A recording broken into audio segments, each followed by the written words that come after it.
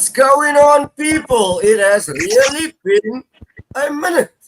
It's been a while. A lot has changed, and some things remain the same in the case of Ole and Manchester United. But we're all going to touch on that. Big up everyone inside. Big up everyone in the chat. I'm blessed again in the presence of the OGs, the triple OGs. And it's been a while. I can't even remember when last we had one of those. Let's touch in with the man named Master P. How you doing, my brother? I'm all right, Davey. No complaints, man. Good to be back on the show. Likewise. Ollie, how are you, my man? It's been a minute, but a lot has been going on. New knockout trophy to your cabinet. Congratulations, my brother. Tell me about it. Talk to me. Is he frozen? Can you hear me? Yeah, there we go. Am I back? Cool. Yeah. Sorry, I didn't catch that. Like I'm saying, you a lot. My things might have been remain the same on your football club that you support front, but a lot has changed. You added a new knockout winners medal to your cabinet. Tell me about it. Congratulations, my brother. Second one.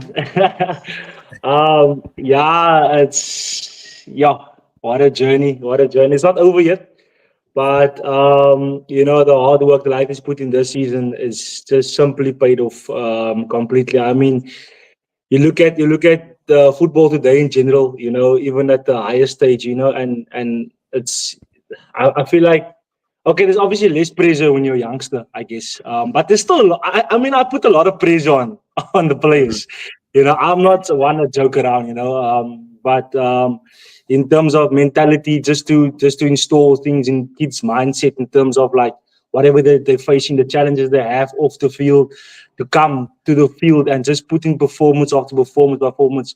It's incredible. It's incredible to see it. It's incredible to be part of it. And I mean, look, the trophy is just a bonus. But getting a lighty where it needs to be off the field, on the field, I think that is the win. That is the win at the end of the day. So I'm proud of the lighties.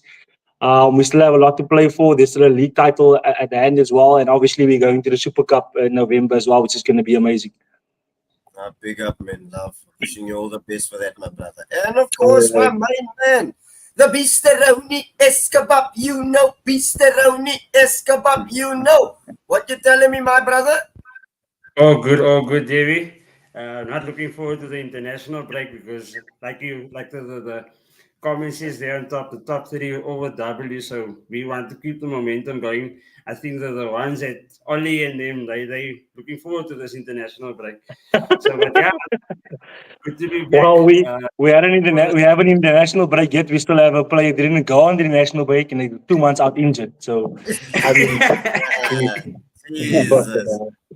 That's crazy. I was shocked when I saw that. I didn't even understand where did Mazarawi. Wow, what the fuck happened? That's mad. But look, something to do with his heart. I think something to do with his heart. That's something weird. Actually, it's a weird. I don't even know if I could call it an injury because I've never heard of it before, to be honest. But you know what? While we're there, let's start with United. I think we can start with the mid teams and then we can segue later on into us. I think we're closer to bottom. Bram will be coming on later. Don't worry, people. Bram has said that he will be here. So don't worry.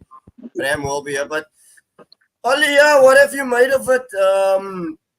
The meeting was, I think, on Tuesday. Everybody thought there was going to be talks that this might be the final nail in the coffin, but news came out yesterday that he's looking to be staying. Just give me what you've seen. I think under the Glazers he would have been gone already, maybe. I think with Ineos, it's for me, he's really walking on ice, bro. Like on thin ice. I mean, I don't know how many chances you can give this guy. And I mean, obviously I've backed him because I believe in backing the manager and giving him time. But it's I always believe that desire and passion starts by the manager. I feel like it's not going down to the players. It's weird, man. It's like it's only like a few of them. I can't really put my head around like in terms of like still. If I look at the preseason, I was like, oh God, we're playing some football. We were playing. I was really enjoying the preseason games. And then we come to the league. It's completely the opposite. So I don't know where United is. I'm not gonna lie to you. I don't know if they're ever gonna go on a run of form this season. The new players, who's really standing out? It's only the one of them, which is Mazwari, and now he's injured. So I don't know. I can't tell you what to make of United. What I told myself is that I'm just gonna be sitting to the back. I'm not going to involve any feelings. I'm not gonna lie to you. When we lost against Tottenham 3-0, you can ask anyone. I was just content. I was chill, easy. I felt nothing. I was just like, I'm not gonna let this, because we just won the knockouts. I just want a trophy. Why would I let this allow? Why would I let this get to me? Only a Understand? weekend, So, yeah. so for me, it's like, you look at those players earning so much money. You look at Bruno, for example. Since he signed that big contract, I think if every United player signs an extension, their form drops completely. I can't remember any player who signed an extension and they were up to date with form. Like if we look at Bruno, he's basically at the moment the liability in the team, and he's the captain, but he's not getting the same treatment that Harry Maguire got. Do you understand? Mm. So for me, it's like we can play without him. We can put other players there. I mean, I would even play Xerxes as a 10 because he's not a striker. But at this moment now, Bruno is the one. There was a stat I saw that out of all the number 10s in the league, Bruno gives like the most long passes out of all of them. Like his figures was quite double. Where do you number 10 giving long passes, bro? Like, Mm. like it's crazy what's going on at United. I'm not gonna lie to you. So for me, I'm just sitting to the back. I'm expecting them to lose every week. I'm expecting anything from them. For me, it's like I support my team, but I'm not gonna expect them to win because even against Aston Villa, that was their best defensive play throughout the whole season. But there was nothing happening up front. And for me, if you look at it as a manager point of view, you knew Aston Villa played against Bayern Munich in the week. You should have had Rashford and Garnacho coming on the Carlos. so he had him from the start. Nice back. That's it. It's just the starting lineups for me and his subs. I don't know what Van Nistelrooy. I think Van Nistelrooy is doing these things on purpose just to get rid of this guy. I was about I'm to not ask you, sure. Ruud looks like he's getting very animated on the bench and annoyed with Ten Hag, actually. I don't know what's going on because I mean he came in there as like an assistant coach. Is he the striking coach as well or what? I'm not sure. He's a striking coach, yeah. Striking coach, So- but you so might he's not have got kept many any jobs. because he has got worse up front. Yeah, because he's scoring less goals. So what is happening? You understand? Mm. So, but yeah, guys, yeah, that's the most I ever spoke about United this whole season. I won't lie to you. Mr. Rooney, Sheldon says players shouldn't be allowed to dictate terms with the manager, and I think Ollie will obviously have as much to say about Rashford as being another one. I personally think Rashford is just there right now for the paycheck. Should I have mean, I told know him a he's a long time already. McCune. Yeah, yeah, exactly. I think he's done. I personally feel he's done. Rooney, what have you made of it? Because I know Arsenal have been in a banter club era. You know Liverpool were also in the banter era. But this is wild what I'm seeing now. This is unprecedented. We have a manager that's breaking his own personal records for the wrong reasons. The players don't look like they want to be there anymore. The players don't know what's the style of play. Are they coming? Are they going? The signings that they've made, you're signing. And Ollie, you can, if you disagree with me, please feel free to jump in. But you're signing Xerxes, but Xerxes only thrives with goal-scoring wingers. Your goals. Rashford is not going to score your goals. Garnacho, I think, is the best player in that front line. Now, don't get me wrong. I don't think like Garnacho is world class, but at least he tries. That's what you're going to get from him. 100%. He's going to try. Ogate, I don't know what's going on with Ogate as well. I think The he just needs. defense- I think God is up to pace yet, man. Yeah, so so- I'll allow him. I will allow Ogate. But yeah, Ronnie, what have you made of it? Like, I just think like the recruitment again, they've got it wrong. But what have you made of it? yeah, To be honest, I think Ineos is they sitting aside as to they didn't appoint Ten Hag. So there's no real target on their backs as of yet, like it was with Glazers out. So I think they're riding it out until they find the perfect guy for the job. Because if they let him go and they bring someone else in, then it's just Glazers out all over again, but it'll just be Ineos out because it will be the guy they appointed. Everyone else is being changed besides Ten Hag. And on what Sheldon is saying there, I think the manager plays that where his players shouldn't allow to dictate terms with the manager. That I'm sorry, the manager is like a child and a parent. If you as the parent allow it to happen, it's gonna happen. If you allow your child to do it, it's gonna happen. So you as the manager, you can't let that dictation come from the player and then throw the player under the bus or out the player in a press conference. That is something that you need to control. If you're gonna allow it, if one is gonna do it, you allow everyone to come at you. And I think that players like Rashford, Bruno, they never get hit over the knuckles. Like they can do whatever they want to. They don't get reprimanded the way. Look at Ahmad. I use Ahmad as a perfect example. First 3 games of the league, best player for United. Play Liverpool, he doesn't make the starting 11. Is it because of the size of the game? So what's wrong with his form? Why is he performing the way he's performing? If now we're playing a big game, we're playing a Europa game, we need to go with our tried and trusted big names. But that's not your big players anymore. Be honest, be fair. Say, we need to play our best 11. It's not about the name. It's not about what you're earning. I don't care if you're the captain. Take the captain off. If he's the captain, he needs to act like a captain. Take the lead from the front. But you can't sit back and everyone is going off at Ten Hag. Everyone is going... And he's allowing it by his selection, by his style. Everything that he's doing, he's allowing all these people to attack him. And they're not going to get off his case until if he loses a game by playing them in Form 11, no one will be that hard on United losing because he's trying. He's doing something. But you can't stick with the same Rashford, same Bruno, same issues that is happening. Every game, both centre-backs comes off. New centre-back comes. Whether it's 0-0, whether it's 3-0, leading 3-0 down, he changes that to centre-backs. My thing is, you're not... And at the end of... Now with the international break, they say United has the most clean sheets. But you're not scoring. What is it? Like, how can... Look at the positive out of everything. You're saying United has Unana has the most clean sheets. But Wow. you're looking at that small victories. And you're not seeing the bigger problem. You're not scoring, but you have brand new players, world-class players that you signed. Ahmed would have probably been on 4 goals, I believe, if he played every game of the season. Because, like you were referring to Garnacho, the hunger, the thriving, he also has that. He has that in him. Whereas I don't see that from Rashford. Rashford is just, I'm Rashford. Xerxes tries, but like you said, he can't do it alone. You have a guy like Bruno behind you, but he's right next to Xerxes. He's not a 10, still plays in that false 9 striker role, which he doesn't thrive from. So, yeah, I think there's a lot going on there, but I think Ineos is playing it safe. I don't think they have someone. If they had someone, I think he would have been gone. But because they were I think they were interviewing 2 coaches, isn't it? Before the season started. I think Tuchel was one of them, but Tuchel they didn't like what they heard from him, something like that. So they didn't go with him. But I mean, as a manager, knowing that they're interviewing other managers and you're still there, I mean, how much you feel?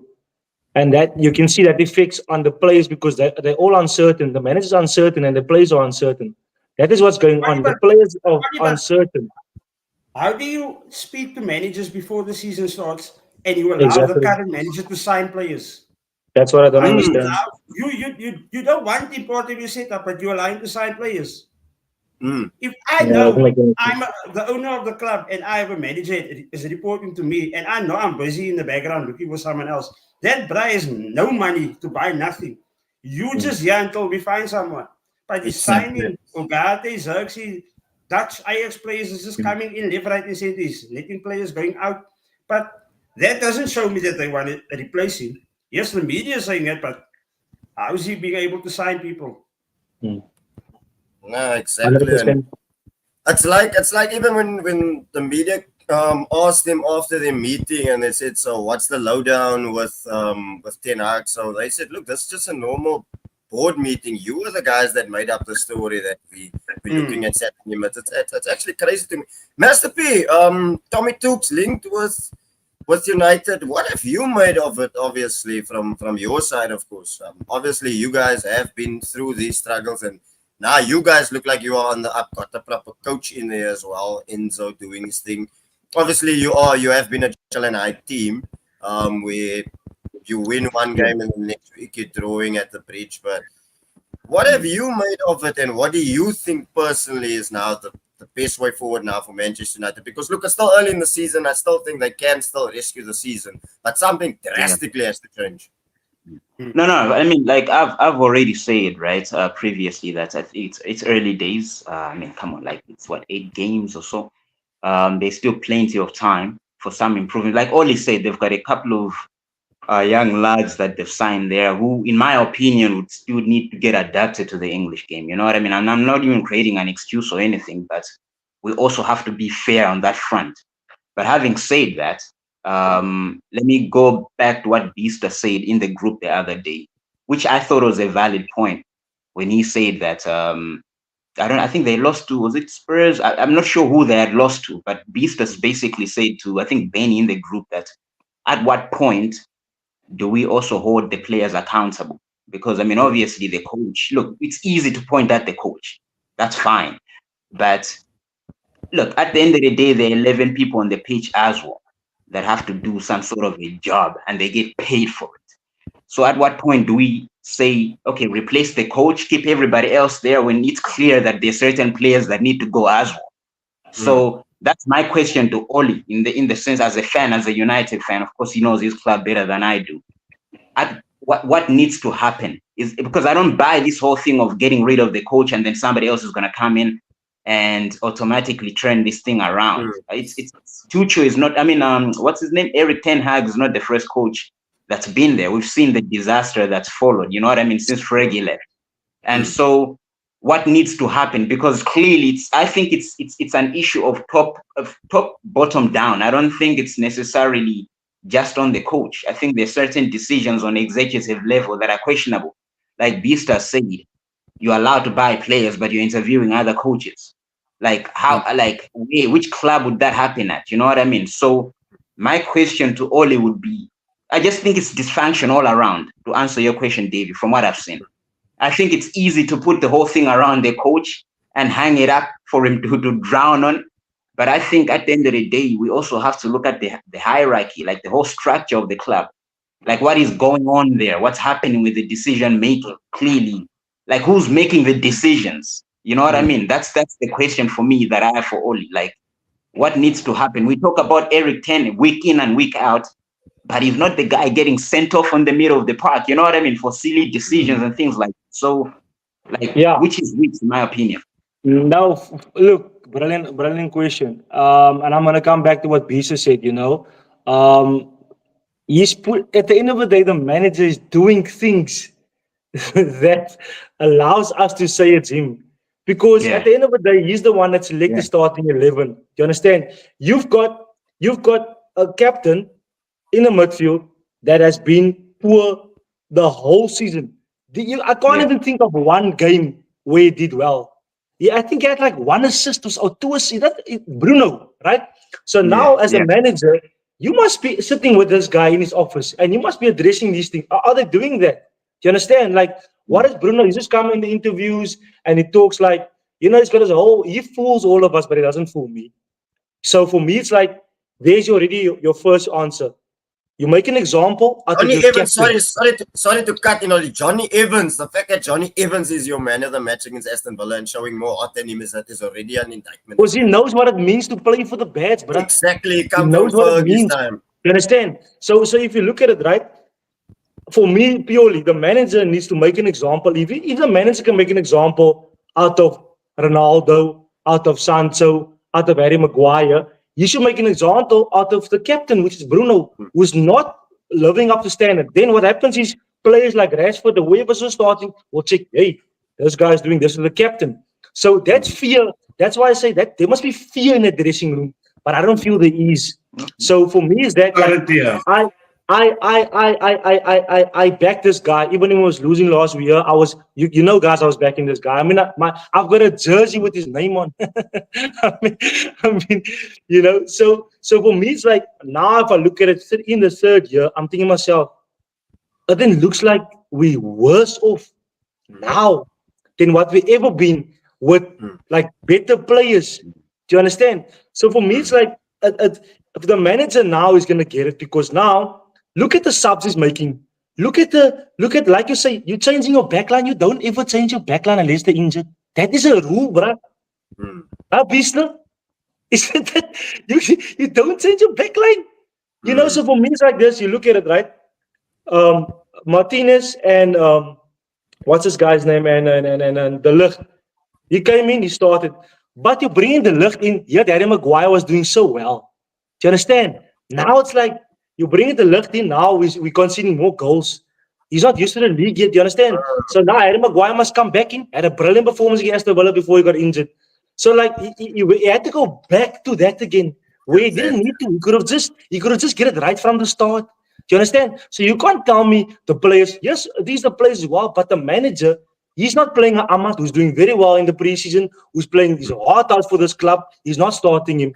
You look at the little Anthony who got the stick last year, who's now actually showing something when he comes on. He actually shows like he actually wants to try something. He wants to do something. He's looking much better than last season, I must say. So now you're still starting a Rashford. Cannazzo is trying, but he's losing the ball too many times. You have two wingers that loses the ball more than anyone else, but you're playing a striker up front. What's the point the striker is playing? What's the point of striker if you've got two wingers that keeps on losing the ball, that doesn't cross the ball? That doesn't make any sense. So his front line doesn't make any sense. His midfield, Eriksen for some reason is being the best player in the midfield. Exactly. That even as well. That So it's like you can't tell me 3 years later you can't get the balance of this team right. You know the lot. He can play either left or right, but he's brilliant at the right. But we know he can't defend for shit. So now, where's this Lighty that was doing so well in the preseason? Amos, he's a fucking good player. He's a fucking good player. He's 16 years old, bro. He reminds me of Luke Shaw, bro. Literally Luke Shaw reborn. He might actually be better as well. I'm not sure if he's injured, but if he's not, why not play this Lighty on the left-hand side?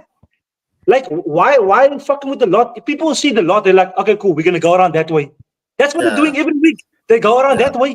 You understand? So there's no Onana has been probably our best player.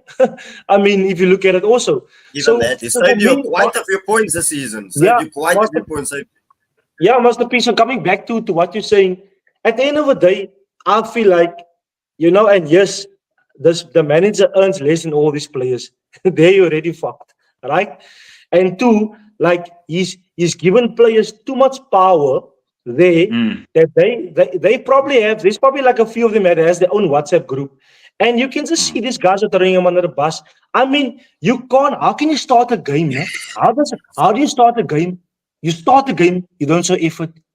No, man, that doesn't make any sense. That doesn't make any sense to me as a football man. How do you start a game, but you are still walking on the field? Do you understand? So the manager now is going to get it because he's not getting the balance right. He's not getting his front players right. I mean, we got 2-0 down. No, we went 2-0 up in the week Europa game. I literally sent a message to all the group. I said, guys, don't be fooled by this. Don't be fooled by this. Because I know they're going to fuck it up.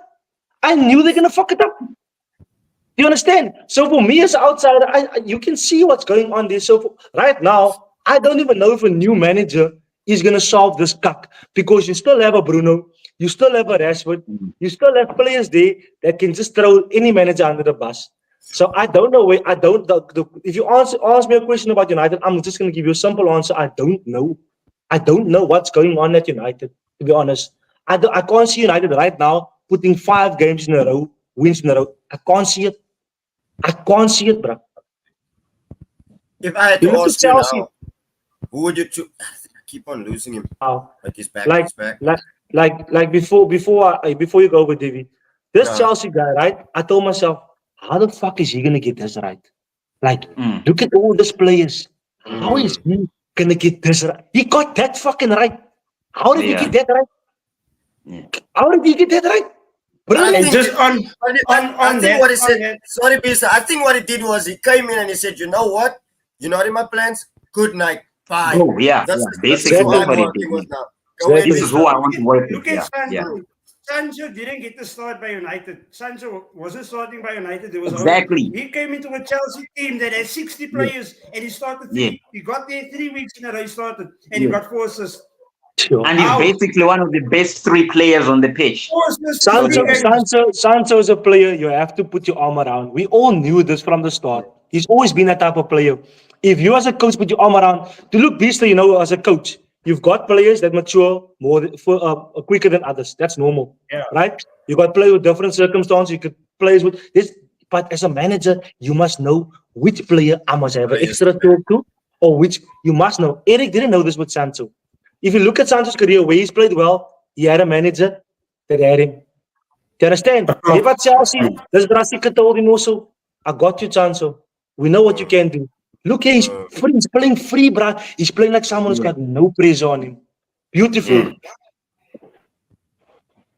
Beastie, you I want to just, say I something? just want Davey, before you take it to Beaster, because I think Beaster has something to say. But before he goes on, I just wonder whether, to coaching United, right? Because we're talking about one of the biggest clubs in the world, regardless what is happening right now as a brand, right? And success as well. I just wonder whether, because you have to have a certain character, you know what I mean, to coach a club like that, like as a manager, you know what I mean, just forget about what your credentials are, but like your personality. And I just wonder whether, because looking at Eric Ten Hag, he looks like somebody who, I don't know whether he's the type of manager that's gonna throw a boot at a player who's playing crappy. That's, you know what I mean. Like he's not a Fergie type of guy who's gonna ruffle feathers. Even the way Jose was, he looks more like a guy who's very quiet and kind of just lets them, maybe gives them the game plan and then allows them to do whatever they want to do on the field. I don't know whether he's that guy who ruffles any feathers in the dressing room. So I just think maybe it might be a character issue. I think for him to cut, I don't think he's suited for a big club like that. You know what I mean? That's just my take. Because he just looks doesn't look engaged in the games. Even when they are losing, I haven't seen him get stressed or scream or shout or do anything that makes us think that, okay, somebody's in charge there. You know what I mean? He kind of just looks on as the rain is falling on him and that is the end of the story. You know what I mean? So I just think it's a character issue. I don't think he's made as a manager who can coach a club like that, regardless of the personnel. That's just my opinion. Fairs, I agree with you. Beast, Ronnie? Yeah, just on the manager and Ineos now, you get two different types of owners of clubs. You get the ones who spend big money and they give the instruction, you do whatever you want to do as a manager. I give you the money, you buy what you want, you play who you want. Then you get owners that spend big money because they want their players at their club. And those players needs to play. So if you don't really know what that owner is like, is he dictating and saying, this is our list of salaries that we pay every month. I expect at least 80% of them to play or to start because they are highest paid players. Or do you say, anything, you can play whoever you want to play, just give me the result? Because the way it looks is Ten Hag is obligated to play those high paid players. He doesn't have the freedom to play because if he does, then he should have been gone long time. Because the manager, the owners can be like, we can't sack him, we can't fire him because we are telling him to play these players. He needs to fix the players, get them, those specific players to get the result, take us over the line. Not bring in the 11 that's going to take us over the line, but sort out Rashford, sort out Anthony, sort out whoever needs to sort them out. Ollie was mentioning Maguire. As soon as that armband came off him, he became England, Leicester, Harry Maguire. That pressure wasn't what he needed. Maguire is good. He's good at. He was probably United's one of the best players now over the past 2-3 weeks when he was playing. But that pressure was what was giving him that unnecessary performance that he was getting. But people, they just don't speak about Maguire anymore. Instead of praising him, they just don't say nothing. He's only there when he catches on shit, they're going to go for him. So I feel that the balance comes from the manager where he needs to step in and he comes in. Like Ollie was saying, he praises Maguire. He told Rashford Thursday, half-time coming off. When he was interviewed, he said the goals was coming in on that side. What does he do against Villa? Rashford. So what happened between Thursday and Sunday? Did you speak to Rashford and say, I don't like this, you're going to play on Sunday, I don't want to see it again? Or do you tell Rashford, bruh, the goals came in your side, Sunday, Garnacho, you start. And until Rashford can pull up his socks, now Garnacho's going to start every week. But Rashford doesn't give two shits because he's going to start again next week. Exactly. So some way he's losing the plot, and he needs to put his foot down because, like Ollie was saying earlier with the WhatsApp groups, they talk shit about him. They have all the control over him, but it's Yeah, because he's allowing it. yeah. Yeah. No, 100%. Welcome, Bram. Glad to see you change your background from yourself and you're now in your nice little mansion. Big up. There's some nice comments in your actually that I want you to actually touch on, Bramwell. So Aslam says bench the fuckers, but also when Eric Ten Hag came, he fucked with Cristiano Ronaldo, who was United's best player at the time, and the year before players in this team looked up to him, and he lost respect then. Bradley is of the opinion Eric has no excuses anymore. He brought in a whole history lesson of players who played for him already, so it's time to deliver. Sheldon has said systematic again. He will keep on saying it. And Aslam again saying, like I said, when we see change from the players, it will be an influence on the coach. That is by all clubs, not just here. So, Bram, where do you stand on it? I'm sure you've been watching in the background and obviously hearing what we've saying. I'm sure you got a fat note to say. Firstly, sorry guys for being late. I had to attend to something. Yeah, No stress, lateness is greatness. But basically, just on the United topic, to be honest, I kind of feel like a fraud talking about other clubs and their managers when the situation at my side is not good. All right. Firstly, with regards to the United situation, look, I was thinking about this last week, and I kind of see the situation like this. Those players know it's easier to fire one person. You can't fire a squad of players because the transfer window shut. The transfer window shut. So the likelihood of him being gone before the transfer window opens is higher than what it is getting rid of them. Okay. I just don't think that the players anymore are buying into what he wants to do. I don't think they're buying into what he wants to do. I don't think that, as Beaster said, I don't think he's got control over who he puts out on the field on match day. I don't think he has control over that. I think it's controlled by who is the highest earners here, and these guys need to play. And you can see with these changes, he will never bring Eriksen in for someone that came in through the youth ranks. Eriksen replaces, so money replaces money with United changes. If you carefully look at it, their substitutions. It's either a young player that came through the ranks replaces another young player, or money replaces money. That clearly means that he's got very little and limited control. But I also believe that he is stubborn. Walk away. Walk away, because your reputation is falling week in, week out. Your reputation is falling further and further down the way. So he's going to be like a Steve McLaren. His next job's going to be in Greece somewhere, or a mid-table Spanish league team is going to sign him up. and that is because Just Randy, before you go further on that, walking away, I was just thinking of that. If he walks away, obviously everyone wants to interview with him. What does he say? What does He's he going to play say? Benny. He's going to play Benny. He's going to be a Because he penny. signed non-disclosure. You can't say anything now because he signed they can't say NDA. anything. What does that mean for the rest of his coaching career? Where is he going to go next? He says, I'm not going to think of that. I personally think that, honestly speaking, United do not have a bad squad of players. They certainly have got a very, very, very, very good squad of players, right? But if you look at Martinez now versus Martinez when he came to United, it's not the same player. You really think so? You really think they got a good squad of players? How many players of their team would you pick at Spurs? Well, It's not a well answer. It's not a well. No, it is a well answer. It is. Because the same thing is about your players at your club. Prior to Arteta, there's some of them that wasn't good enough to play for Arsenal. All of a sudden, they are challenging for the league title. So there is a well answer. There is a well answer. Compared to when Arteta came, who was still there? Saka, only one. Or everyone was cleared out.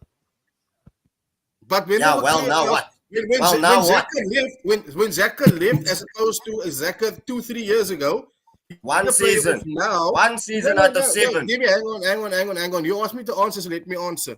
Okay, there is a well. There is a well. Because at my own club, at Spurs, half of that players, if not 90% of them, were below average. Below average. New coach came, they're not that bad, right? As his way and his tactics that is not yielding results, but there's a lot of improvement in the players.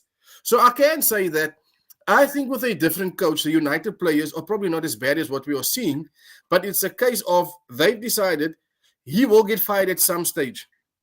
But they can't sell all of us because the transfer window's closed, and we'll get a new coach, and you'll probably see a different result from the players. But the long term aspect of United is we saw the same thing with Ole. Eventually, these players is the reason that the coach gets fired. Exactly. Eventually, it's the reason that the coach gets fired. Swings and roundabouts. Yeah. So there is cause for to the argument that, but who do you bring in right now to coach this bunch of players to get them not a 4-5 game change in attitude, but a 15 to 20 league game? Leave Europe, leave competitions. Because you can't be that bad to win the FA Cup and beat Man City, David. Let's be honest. You cannot be that bad. True. You can't. To hold your nerve in cup games and progress.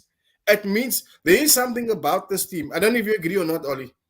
There's something that must be how do you I'll agree with that. and win a cup, right? Because there's better currently performance-wise, there's better teams than Man United. They haven't won a trophy. So that tells you that he's not able to sustain this team to play where the league's concerned, because you know what? They know they're not going to win the league. But they know for them it's about if I win a cup, it's a medal around my neck. So I think that for United, they don't want him to walk away because he dances to their tune. Mourinho or Conte wouldn't have danced to the board's tune. That's why I think he's the perfect fit for Ineos. Yeah, I also that's what I think. Yeah. He is the perfect fit for them. And Ole So was the Zidane, if you look at the managers available, Zidane, he won't dance to the tune. Tuchel won't dance to Tuchel the won't. tune. Tuchel definitely won't. Who's the other guy that's still available? This is the guys that's available. They won't. The big guys. They won't dance to that shit, bro. I think a lot of fans, we're just all jumping on the bandwagon of criticizing United squad. I saw this comment now, there's only 2 players. Let's be honest, they've more than 2 players that are very good. They are very, very good players. It's just that they need a change. However, they might not be good enough for Man United in terms of their attitudes. The club is too big, yeah. It is. But look at Like- Fergie. I don't think the club is Fergie too left big. 2013. Fergie left actually 11 years ago. You want to tell me this problem is becoming on since 2014, 2015? Managers in, players out, managers out, players in. That cycle has been going on. So you want to tell me in this 11 years there's not been decent players by United? That is United worthy and couldn't win a league or couldn't win a cup or couldn't win a Champions League or compete or be consistent for 2 years in a row. If it was really the quality of players, you telling me for the past 11 years United never had good signings. We've had probably the best of signings. But like Paul Jones said in his interview, he said like when the players get there, bro, it's like they can't handle that pressure of United badge. Like that club is just because they're so used to winning that these guys just can't handle it. They just simply can't handle all that the wins, bro. They just can't handle the pressure. Because like if you look at the Di Maria who came there, Falcao, them top players that could not play for United. Can I be controversial? Whether what coach you had at that time, you can't tell me you can be a Falcao and you struggle. You can't tell me you're that caliber of player and you struggle. Even if you have the worst of managers, you're that caliber of a player. You should be able to fit in a you understand, in a system that's going to work. Like it's very strange. I just think United Can I be controversial? Always controversial.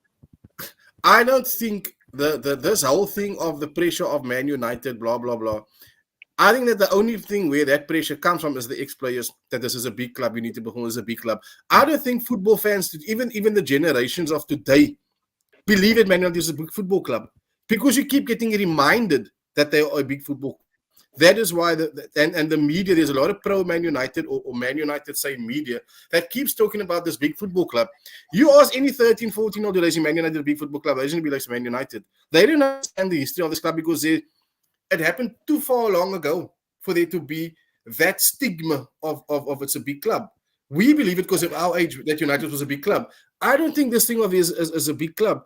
Because if this was a big club, those players would react to it being at a big club.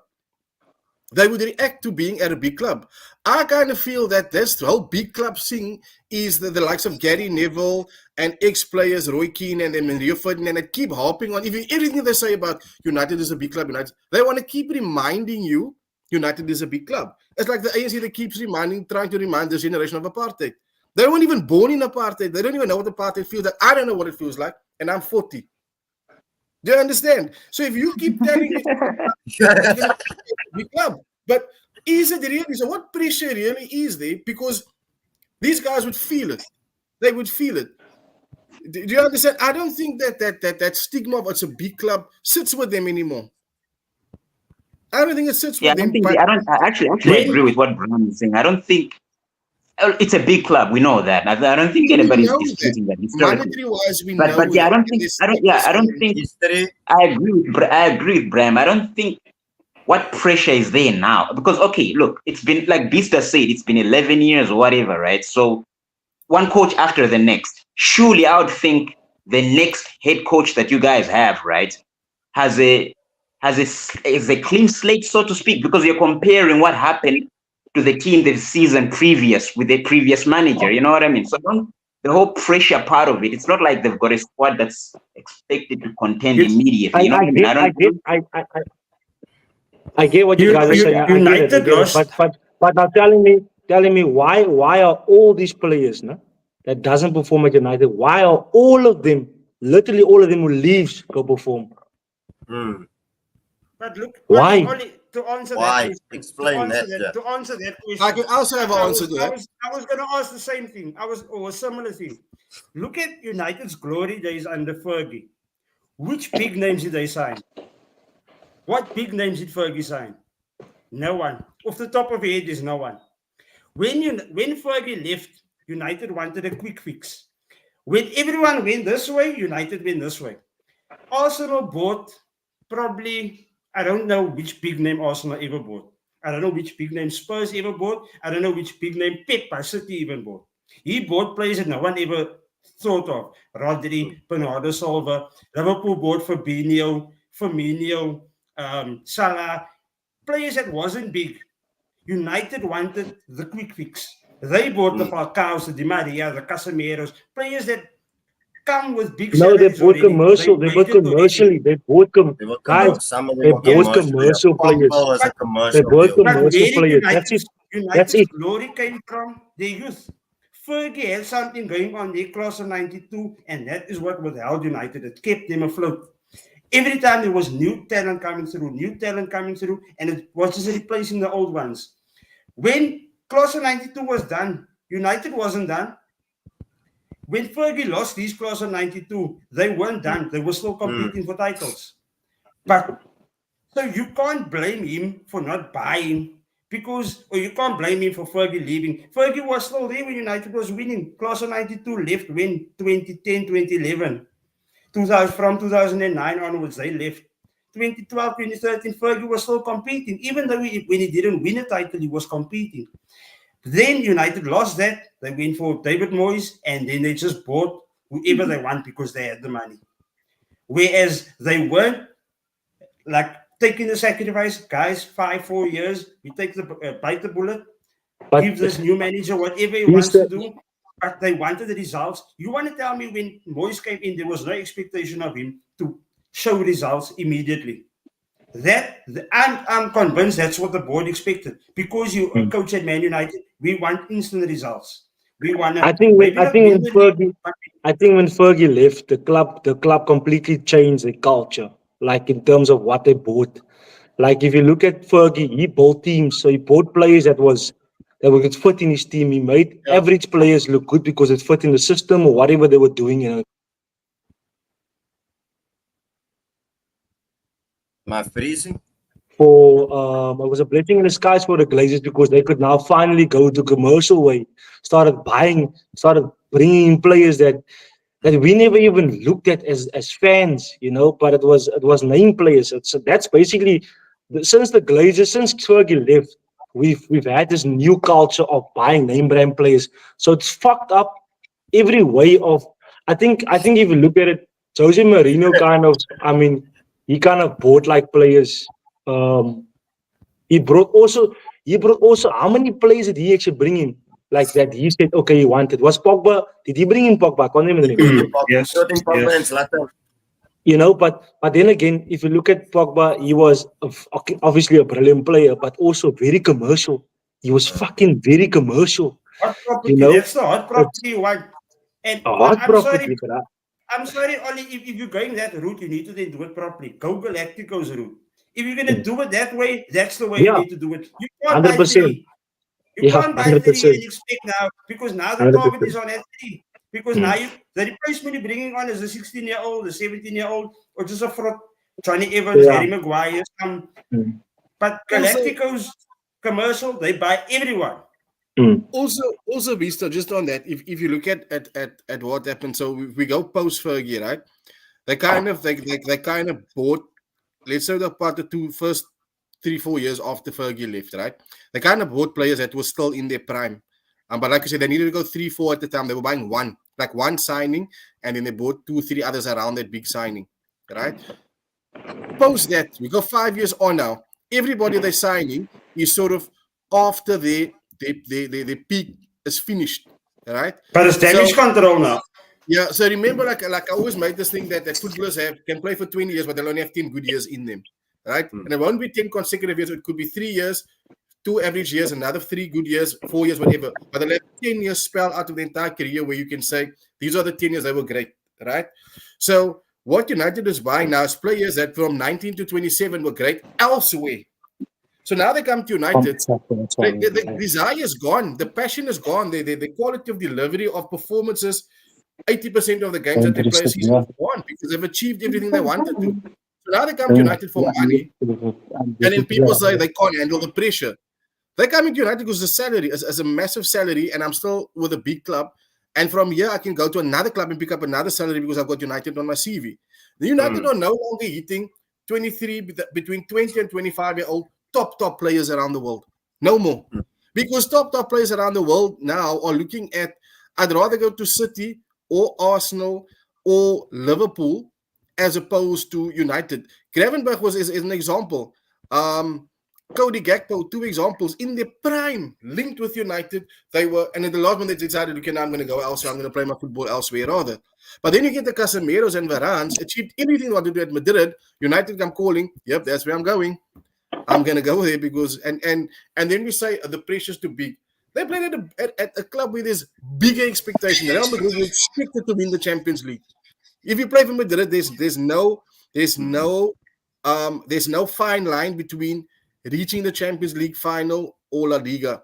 Win the Champions League is what you bought for. So but I think the responsibility, if you look at those players and the clubs that were in, them coming to United, the responsibility is on them. When they were at Real Madrid and Barca, the responsibility was on the club. But if you look at that club of individuals, you're looking at Ronaldo, Modric, there is at least eight names before Casemiro. That I can name. Is going to get to the X before him. Exactly. Same with Varane. There's going to be names ahead of him. Come to United, the first big name, you're going to look at the World Cup winner. You're going to look at the 5-time Champions League winner. Now they all of a sudden become the big players. And that, I think, is what Ollie's referring to, where they can't handle that because there's no one to hide behind. You're hiding behind Amad Diallo, Unana, Xerxes. You can't hide behind those players because those players aren't even seen. You are the big boy. You need to put on your big boy pants now and be the O. And but I think that's. Do you think they want to? Do you think they really could be bothered by it? I don't think they're bothered about it. So that's what I'm saying. That's why I'm saying it's the fact that you look at what pressure's on United now. You look at Liverpool. Liverpool will forever be a name where there is pressure on European title, right? Because they are a European dark horse. So they're Liverpool players. Every time there's a Champions League fixture, Liverpool's fans in the club don't put the pressure on the player. You must go win the Champions League. But that player knows, listen, I'm playing for arguably Britain's number 1 club in European football. When I go out here as a Champions League game, that Anfield atmosphere, I need to deliver. What pressure do United players have on them now? What? There isn't Win pressure. today. Win Win, today. That's all. Win and then you today. get Win today, reminded, yeah. and then they It's get just as simple reminded as of, today. and I think it's unfair pressure. It's unfair to expect these players to do the key thing that we mentioned earlier, since Ferguson left, which means that was a proper leader at the top, right? United don't have a leader at the top, but also they gave Fergie time to become that manager, that leader. So what they do is a manager doesn't perform for 2-3 years, he doesn't deliver a trophy, fire him or we look elsewhere. I won't blame. I also won't blame if they stick it out there. The board with this coach. I won't blame if they stick it out because it's no good chopping and changing the coach all the time. But then somewhere along the line, someone has to step in to sit down and find, is this players literally buying into what this guy's saying, or do we get rid of this players and we build and we play the youth? And we get rid of all of these big names and we play the youth and we take this knocks, we take the stumbling blocks, we're really not competing for the title, and then build around that. If his strength But is then, what kids, then let him bring the youth players in and let him work with the kids and get the best out of them. He has shown that with all the youth players that came through that he promoted, they've been better than the players that's ahead of them. Yeah, So, you've been yeah. crying out for the youth players for a while now already, even since last season already. So but if Yeah, you look look, at guys. post-Fergie, there's never been a manager that did that or was never encouraged to do that. Mm. Rashford has Yeah, that's probably one thing I the like about him. Yeah. Mm. Van The Gaal best with prospect coming Rashford out. and Lingard at least. That's Yeah, all but Mm.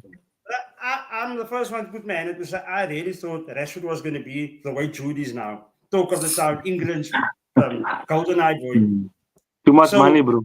Too much money. But now they don't want to. They don't want to go into that trap of sacrifice for 3-4 years, build the youth up. Let's try and build a class of '92 team again. No, go the commercial route, buy big players, and it backfires in your face. And then you get selling them again, sitting with players that is on the biggest salaries, and you can't sell them. Or take the loss and let those players go, but then you as the club lose that money. Instead of taking the players like Liverpool did with Trent, taking the academy boys that you know is going to give you a heart. So I don't mind losing with those players than losing with a team that you paid 500 million for those 10 players here. So losing with them was like they have nothing to fight for. They either did it already or their name was already out there. Canacho, he will not stop. He will continue to fight even if he's 3-0 down. But you don't see that from the other players because he's not, the mindset is different. fair enough. I think that's our longest segment on United actually. 52 Yeah, I minutes. actually forgot because we have forgot it. Yo. Yeah, we still have a whole lot to get through. But seeing as we're going on with mid, Khalib says Bram talking like a true Spurs supporter. I don't blame him. Bram, let's come on to Spurs. I'll copy and paste the same thing week in, week out, but he never comes on the podcast. Copy and paste the same thing week out. Let's talk Spurs, Bram. You won United, of course, we just spoke about, and then everything was looking comfy over the weekend, 2-0 up as well, and then threw it away, of course. What have you made of it as well, my brother? Talk to me. The floor is yours. I'll let you land first. I'm not going to speak with emotion because I think in the past with Ange, I'd be way too critical. And look, he's not my favorite coach. I wouldn't miss him if he was fired. But I'm also okay with him being there. Look, I think the progress from the Arsenal game, even though we lost to Arsenal, and Beaster mentioned this to me, it was the first time out of the last 3 games where Arsenal didn't actually dominate Spurs. Arsenal won, but they didn't dominate the game. And I could see I think Ange he's the type of guy that doesn't want to admit he's had to change his ways in the Premier League. He's had to change his ways, or he would have been gone after 1 season in England, right? And you could see it was there. And then, okay, so we lost now after 5 games. We played well the first half. We didn't do very well in the second half. But I honestly think that our demise on Sunday is based on one player only. And that player is gone. is Christian Romero. Hmm. I feel ever since the last international break, the Argentinian picture. So for those that don't know, there was a picture. The Argentinian players. So they after their first game, they went to their second midweek game and they flew in separate planes. They didn't all fly on one plane, and he was on a it's like a private plane kind of thing with a couple of the players, and they made this joke of put your medals on the table. And he sat there as the only one that didn't have any medals. And big up to Madrid, because what they did was immediately after that they started putting things in the papers about Romero is our number one target. Romero is our number one target. And ever since then, he's not been the same player. He's got no interest in what's happening around him. And all our goals we've conceded since the Arsenal game, even including the Arsenal game, is him.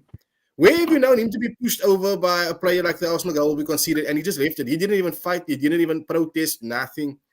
Sunday's goals, he's gone. His mind is gone. He's finished with Spurs. He's finished. The guy wants to move, and he's won a World Cup, so you don't blame him. And I think that's where the Achilles heel for us at the moment is. You got one guy, your vice captain, head's turned, he's gone. So we are the quality of players that we are. So I think the position sort of justifies where we are. It's we're not a club fighting for the title. We're not a club fighting for fourth place. But right now I can't fault the players. I fault the coach. It was obvious tired legs on Sunday. He had to make changes at halftime. He didn't do that. He was stubborn. And he's paid the price. He almost paid the price in the League Cup. We were saved. So I think that he's going to pay the price throughout the season. But like I said, if he's here, he's here. If he's gone, he's gone. Sorry, man. Erik van Nij. Hij is definitely Brahmo's phone. Erik van Nij weer. Erik van Nij zit er, huh? Hij is een Spurs fan. Boy, Pista, Nazir is a nasty guy, my bro. Nazir just throwing flames here in this chat. Couple of chai for Spurs fans. But yeah, look. Anyone want to talk about Spurs? I just think it's all Spurs. Yeah, I mean, like that's the 10th time they're on a 2-goal lead. If it was surprised, then yeah. If it was something new, then yeah. Ends gave Spurs a big hope. End of last season, beginning of this season, and I think that we blamed it on Madison, losing Madison so early on in the season, and that's why they started well. I think last year, this time they were second or third. And I think they only lost one. Buzzing last year, man. Yeah, and then Madison got injured just before Christmas. Just before Christmas, Madison got injured, and that's when the dip came. And then I think this year, there's no one to blame. There's no injuries that you can say, yes, they lost Harry Kane, but that was a given. Kane was planned not to be part of the plan for a long time. Exactly. Should have gone a long time ago. I don't think there isn't an excuse for them to justify why they, especially if you're leading 2-0 and you're losing 3-2. That for me, so if you're losing 3-0 to Brighton, I can understand. You were piss poor on the day. But if you're leading 2-0 and losing 3-2, nah, that is at the next level. Like how does it get to that level that you concede 3 before you realize something needs to happen? Like conceding the first goal so poorly should already be, hey, something's up. I'll even play 6 at the back if I conceded 1 and I can see me struggling. Play, like, try and see it out. There's not a lot of time left. It's like 20, 30 minutes left. You can see it out. Look at the manager also, beast. He stands there like fucking Paul Bear. Just standing there doing fuck all. After 2-1 I'm already doing something or changing something. But I'm with Bram. Bram has never been his biggest fan, but like Sheldon's even saying, he doesn't have a backup plan. He just fucking stands there in the rain looking like fucking Paul Bearer. I'm with Bram. I don't have much time for him either anymore. It's just with the arm. With the urn in his head. With his urn, he's just standing. He has no plan B. His jacket don't even fit him. His jacket look like the Undertaker. You know, people in the coffin. Look, David. I don't want to be like contradictory. 1 week you say he's out, 1 week Ange in, blah blah blah. Like I said, if he stays, he stays. If he goes, I won't be sad if he left. But one thing I'm gonna give him credit for is he sticks to what he sticks to what he says, how he plays his football, how he sets his team out. Honestly, he has a plan B, but he's a type of guy that he's going to want to prove a point to you that I'm not going to let you dictate and change my opinion. You know, and that's the one thing I'll give him credit for. He doesn't get swayed, and if he does it very well. He doesn't show it. It like the way we are without the ball at the moment. It showed against the United game. The way we are, you can see he's done a lot of work. They've done a lot of work. But like I said, on a different play in Remedo's position on Sunday, and Spurs come away with worst case scenario as a point. If you played the Goosen, we'd come away with a point. But you've got a guy playing there that couldn't care if we conceded a goal because he wants to go to Spain. He wants to go to Madrid or Barcelona and play with the rest of his Argentinian friends. Yeah. So say no more. I think that we can conclude on that one. Master P, let's come to Master P, Chelsea. Again, like I said, the Jekyll and Hyde team. I'm telling you, this Nazir is a nasty guy. I'd love to meet this guy. That's the best comment. That's the best comment. No, it's a nasty guy. At my school day. But yeah, Master P, I saw your game. I think the goalkeepers were outstanding. Yo, bro, the best he was whole season actually. Both keepers, that was outstanding. Forrest were a bit nasty as well.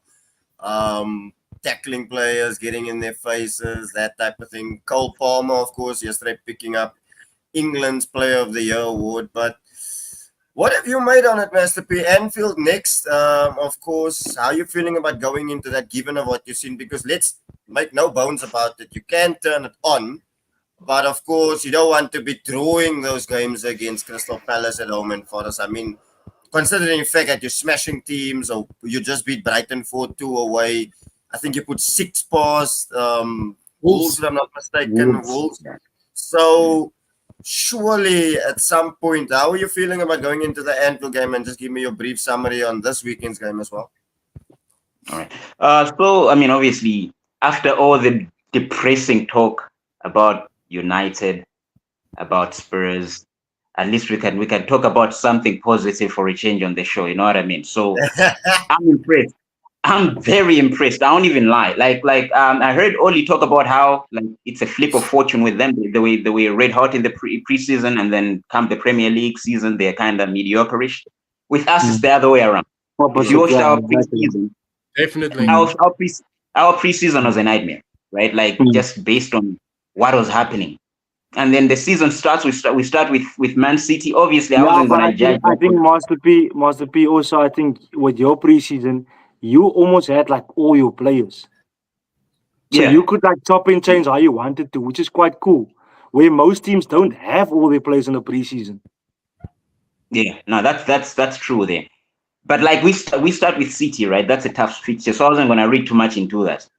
But I must say, Enzo Maresca has impressed me simply because everybody was on his neck about how many players he had in the team and all of that other stuff, and he basically said, I know who I'm going to work with. There's a certain group of people that I'm going to be part of my plans, and everybody else that wasn't was let go. And that just showed you something that I haven't seen for such a long time. I think since Tuchel left, where a manager has gone in there and he's basically decided that this is what I'm going to do. And kudos to a certain extent that he was given that leeway, you know what I mean, to be that type of a coach. And you can just see that the guys have bought into the system. The only concern that I have, David, to be honest, is the conceding of goals. If they could keep it tight at the back and because at the end of the day, I believe defense wins big games and championships ultimately. You know what I mean? You need to have a spine that's solid enough not to concede goals. And if you see all the Chelsea teams that have won things, they've always had a back six, so to speak, that was solid. You know what I mean? That's where the identity was built. So that's my only concern. But if you talk about the attacking, the counter-attacking, everything, that goes into what this manager is doing. I'm telling you, I'm not one to be complaining. I've complained about this team the last 3 years, and for the first time in a long time, I'm actually seeing something positive. Like, I actually expect these dudes to finish in the top 4. And I actually expect us to go to Anfield, to be honest with you, and actually put up a resistance, like put up a fight. I wouldn't be even surprised if we walk away with something there. You know what I mean? Like a draw or something. That's how I just don't think, Beast, no offense or anything. I know you guys are potent at Anfield. That's like a fortress and stuff like that. But I just don't think you'll be able to deal with, if we counter attack the way we've been counter attacking. I don't think that you guys will be able to keep a clean sheet in that game. I think it'll be one of those 4-3 type of games. You know what I mean? So I'm looking forward to that fixture. I'm impressed. I can talk about Cole Palmer the whole day, but I think his actions on the pitch speak for themselves. You know what I mean? I don't need to rave him up or hype him up anymore. He deserves. I still laugh at how Man City didn't hang on to the fella, but hey, I'm not complaining. And when we talk about Sancho, Oli, hey, thanks for it. It was a gift that was wrapped. When I look back at the final day on the transfer market, I was thinking of a big name. I was thinking about the Bra from Napoli and those type of players. But when we heard we're getting Sancho, I was against it. I won't even lie. I was very much against it. But seeing what he's done on the pitch, I would say at least 2 of the last 3 games has probably been my player of the game, so to speak. I mean, assisting, he won the penalty in the other game, and he's fitting like a glove. And so I'm not complaining. I see potential all around the pitch. And yeah, man, let's see how it goes. I'm hoping that we get back in the Champions League, and anything else will be a benefit from a bonus for me. Fair enough. I couldn't have summed up any better. Chelsea have the best squad, bro. Fuck. Save that Palmer talk, because I got a question for all 4 of you at the end of the show, actually. But save it. I don't want to. Go ahead. I just want to comment on what Master P was saying about Anfield and not keeping a clean sheet there. I think the one positive at Liverpool under the new Slot era is the difference between him and Klopp is where he's more reserved in not conceding. Where Klopp wasn't shy. He wasn't shy to concede 2 or 3 goals or 1 or 2 goals because he's going to score 4 or 5. So with Slot, he doesn't give that leeway. Like he's very disciplined at the back. His counter attack is still in there, but the shape is very important to him. The way we play from the back, when we lose the ball, even when we counter attack, we still have that shape so that we don't get that counter. And Klopp, you could see teams with a low block got to him. Like if they played with a low block, it got to Klopp because they would struggle to get in and we'll get them on the counter. So with Slot, I think playing the low block, it doesn't bother him. Like it works, it still works for him. And conceding 2 goals after 7 games this season, it's unlike Liverpool. And not just Klopp the last season before he left, but Klopp in general is you could score at Anfield. You could score. You're not going to win there, but you can score. And I think that's what Master P is referring to by saying keeping a clean sheet because Palmer is so on fire. But I don't think it's going to be as easy as what it was under the 9 years of Klopp. Because Slot is no nonsense. His defense is just as disciplined as scoring. Because you don't see Liverpool scoring 4, 5, 6, 7 goals, even though they should be able to. But it's not the same as with Klopp. It's very reserved and balanced as in defense and attack. Where Klopp was more for the attack, and whatever comes, if we lose 3 players in the process, it's like, we're going to kill you guys. If we lose 5 players in it, it's fine. But we're going to win the war. Where Slot, he's reserved about how much people, he still wants to win the war, but he's considerate about the amount of players he's going to lose or people he's going to lose in his battle in this war. So I don't see Chelsea coming there and just coming at Liverpool and going to score, because the teams that scored against us wasn't teams you expected to. Like Palace, I expected to score against us, but Forest did. Wolves, I didn't expect to score against us, but they did. United, I expected to score against us, but they didn't. So you'll see the type of football that they play. That is why they are scoring. It's our own errors. It's stuff that we catching with the shit that we catching on at the back.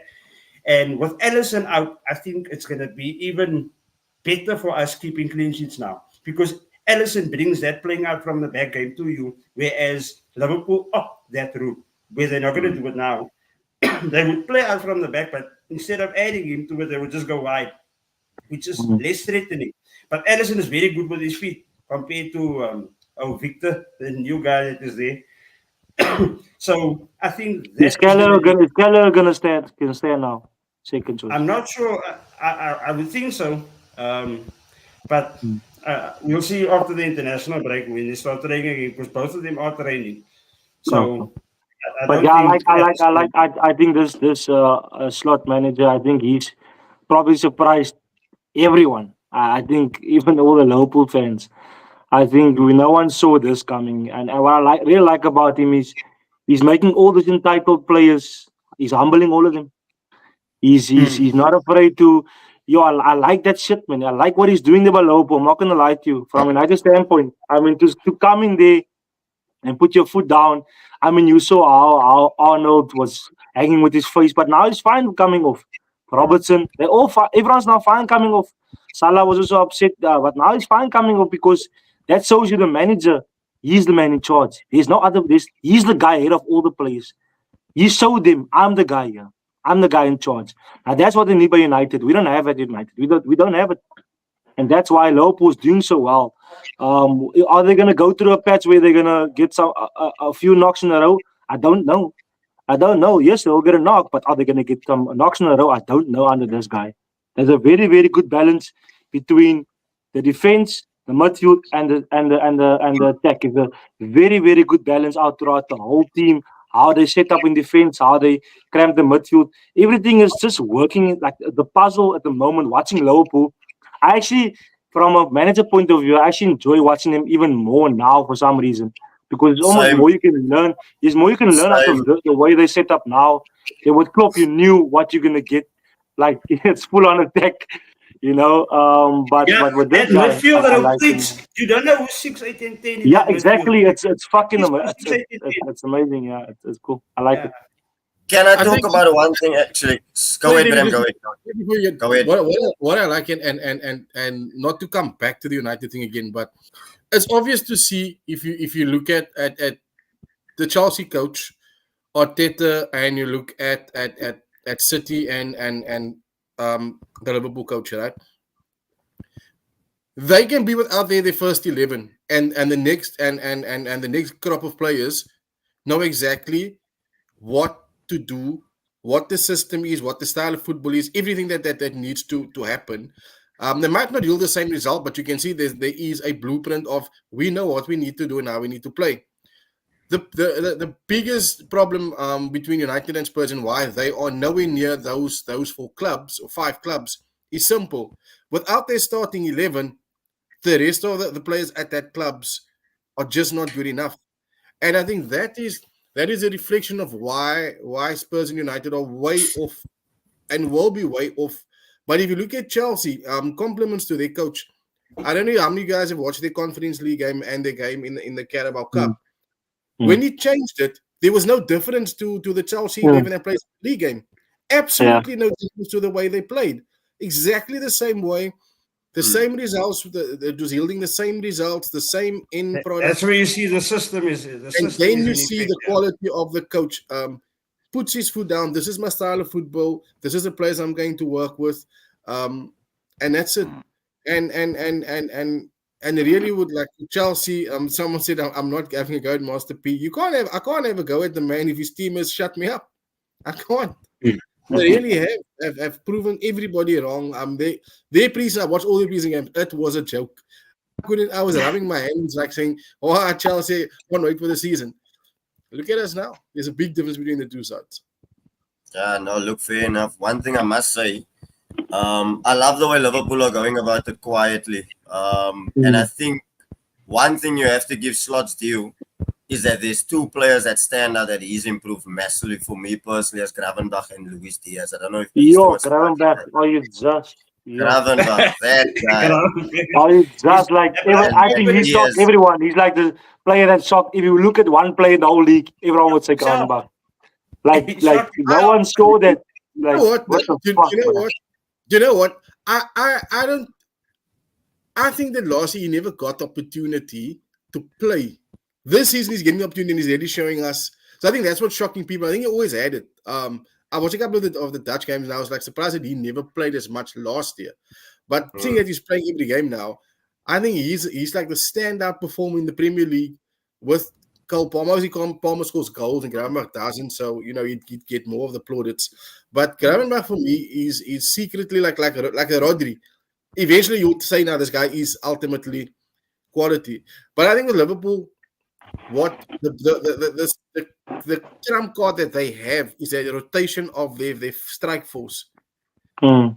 The Yeah. trump card, everybody Yeah. else That- is Liverpool that dangerous is the tactics killer. because And the way he managed that front, the way he manages that front line, what it does, man. You don't know who's gonna Yeah. start. Like he just okay, he has a feeling Jota might go through a patch too. Like he fucking know what he's doing. Yo, he's quiet with that. He will fuck with that. Yeah. he really has got a trump Fantasy card. manager's nightmare. Fucker. Yeah, Yeah, exactly. because he's got he can like Olive said earlier. What if they go through a dip?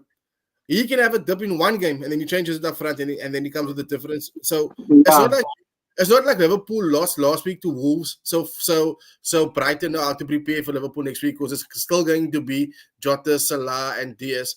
You don't know if he's going to say, okay, Gakpo and Nunes, and I'm going to play 4-4-2. Mm. How are you going to play against that now? I think Because Bram, the difference between with him and Klopp, with Scotting Klopp is like Salah, for example, he was the entitled one up front. We all knew Salah. But with this guy, It's gonna come back now. Don't you worry. know, it's lekker. It's quite He'll to be back. have that, you know, that everyone is on the same wavelength in terms of being humbled, in terms of, hey, you're not entitled, yeah, you're not sure if you're gonna start. That for me, he's the best in front at the moment. Liverpool can just fuck you up anyway, bro. Because I knew Diaz would go through a purple patch eventually. So now what he did was before he could feel it, he brought in Jota again. Like, and then Gapco is gonna come good now. He's gonna go on a run. So they'll have goals between all of them. They will be on 7, 8, whatever. That's for fuck, bro. Yo, Look at Nunes now. Look at Nunes last season. Everyone was coming at Nunes because he's fucking up. So everyone is on his case. Nunes played so little this season. You can't come for him. But he scored when he was playing. but that's he's the not manager. there Exactly. every week. The manager know what he's doing, yeah. Protecting the player away. Himself. How's that? But you wait, say Ten Hag doesn't protect his players. He doesn't protect him. He keeps on starting the out of form players every week for us to go at him. He doesn't do that. Exactly. And look at Jota. Jota had a brilliant week before that. Diaz scored 2. The next week, Jota started ahead of Diaz, which doesn't make sense. That doesn't. No, I definitely think Nazir asked Beast earlier, will they win the league this season? I can guarantee you they'll definitely be up there. There's make no mistake about it. But I think it will be surprising. I think it will be surprising win for everyone if Liverpool. Like, I think if that happens, bro, I think it will be like, because I mean, after Klopp to come in there and do this, I mean, that's fucking mad, bro. That's fucking mad. It's still a long way to go before we start. I know there is. I'm just saying it will be fucking mad. It's a long way to go. I believe, look what Klopp inherited and look what Slot inherited. So the rebuild shouldn't take as long as what it did Klopp. For Slot to at least compete in any. Yeah, but most of your players most of the players under Klopp I speak already. Exactly. Mm. True. Also, the thing is, what we praising Slot a lot, but I often think that we don't speak enough about praising Guardiola. When you have a big fish, a real big fish like Rodri out for so long, and Kovacic, bro, it's just they come back. Kovacic is a dog, bro. You man is a dog, bro. And What the fuck, bro? I think how many of us would take the chance that he not take the chance, but have the guts for he leaves out Walker, Stones, Lewis, what a player. Leaves out players just for the sake of it. You're just not gonna play. And then he's still in the Premier League. And you know that when Stones and Walker they're going to play from Christmas onwards, they'll play every league game. But to be able to maintain that and you lose Rod, then he's like, fuck it, I've lost him. So Kovacic just And step up. Foden hasn't even played any. Foden Exactly. also Foden, didn't play. Foden and De Bruyne must still come. They're gonna come now, dear, but yo, And nice he's just fuck, gonna bro. come. He's gonna come with Yeah. you know what this? He's gonna come with these players that have won the league for the last 4 years. Foden, Walker, Stones. You know what you need to do. You know what? Here you go. Here's the last 15 league games on the trot. Go. Do what you need. Nah, that's what fuck, bro. And that is for all the praise we're giving all the other coaches. You just can't. You can't. Nah, but I mean, we don't mention it because we know, man. We fucking know. I guarantee you we Yeah. sign Zubimendi. I guarantee you they sign Zubimendi or Barella or somebody to replace Rodri in January. I guarantee Yeah, you. that's what I was about to say, David. They'll probably get somebody He's in out the whole January. season. Okay, we're expecting that. And this Bible show us, I'm not going to sign him. I won't sign him. I don't need to sign him. Don't you tell me that I need to sign Zubimendi. You take him if you want him. And he'll go in the league. I didn't want him. Next year, now I'm going to sign him. Now I'll sign him. That's just like if you're going to ask me moment of the week, at the end, I'm going to tell you now is that man. Because everyone expected now City is going to struggle. No Rodri. They're going to struggle. Kovacic isn't the same quality. Yo, but he's just scoring banging goals, bro. Yo. That City game, when you watch that game, their performance, that is them saying, this is how we in first gear. Because they were unstoppable. Fair enough. Ronnie, do you want to come in before we jump into Arsenal and then the final question for the evening? You good? Nah, I'm all good. I'm all good. Yeah. Let's come on to Arsenal. A lot of rotation. Not too happy. I don't know why I keep getting Chelsea rejects nonetheless. Jesus, I'm fucking done Arsenal's with. still gonna win the league. You keep saying this shit every fucking year and I keep proving you. I said it last year. I only said it last year, but this year I'm You gonna said say it it last again. year. You said it last Another year. The year year before. The year What? before. Really? Did I say it? Yes, You said it the year before. Okay, but three. I'm gonna say for the third time now. They're gonna win. The third time. Nah, look, I'm not too. I don't know how you guys feel. I haven't been too convinced by Arsenal this season. I think. It's okay. It's okay. You rather want to start like this and get your wins, and then fucking get exactly like they don't get later on. You get Is it sustainable though, Ollie? Is it sustainable? You guys Somewhere are along starting the line. fast every year, and it hasn't been working. So maybe now this is better. Maybe it's better this way. I don't know. My issue is the For this attack kind is of the not City clicking. pace, City now on the same let's be page. honest. Let's be Yeah, honest. going The year down with the before- handbrake down is not a good thing. Going Let's down be with the handbrake down honest. is better. Let's be honest. 2 years ago, Liverpool lost the league due to VAR.